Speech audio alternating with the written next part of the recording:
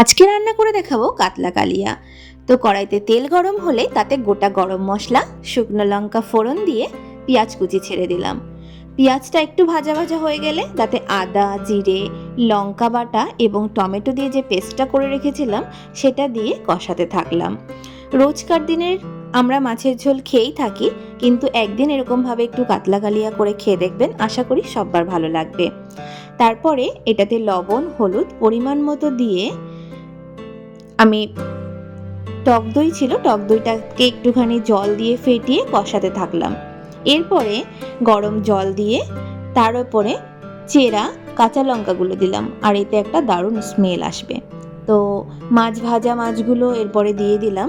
তো ভাজা মাছগুলো একটু হবে, মানে একটু ঢেকে দেব, নাহলে একটুখানি জোরে আঁচ দিয়ে এটা ফোটাতে থাকতে হবে। তারপরে যখন প্রায় হয়ে এসেছে আমার রেসিপিটা, একদম পুরো ফাইনাল হয়ে এসছে, তো তারপরে আমি একটুখানি ঘি দিয়ে নামিয়ে দেব। তো এভাবে কিন্তু মাছটা করলে খুব সুন্দর হয় খেতে। একদিন খেয়ে দেখবেন, অবশ্যই আমাকে জানাবেন নিচে কমেন্ট বক্সে।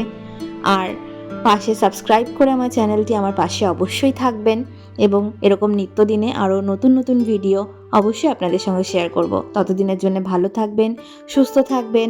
টাটা সবাইকে, দেখা হচ্ছে পরের ভিডিওতে।